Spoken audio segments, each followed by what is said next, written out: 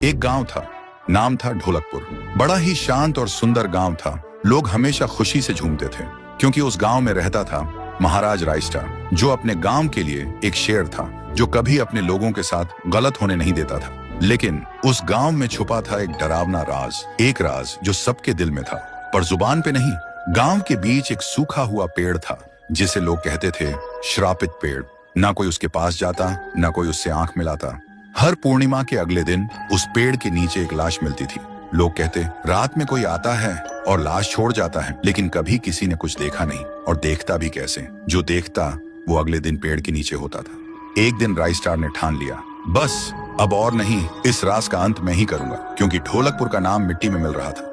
फिर एक पूर्णिमा की रात रायस्टार चुपके से जाकर पेड़ के पास बैठ गया। रात के 2 बजे एक आवाज आई, थुम थुम थुम थुम थुम थुम थुम थुम थुम सहूर।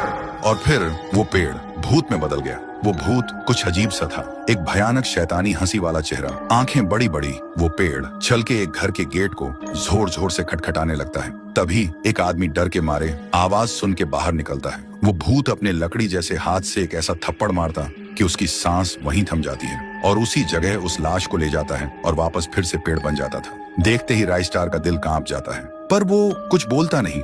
सुबह लोग भीड़ में जमा हुए और रायस्टार ने पहली बार उस पेड़ से बात करने की कोशिश की। पेड़ के अंदर से एक आवाज निकली, क्या तुम सब भूल गए मुझे? रायस्टार बोलता है, तू कौन है?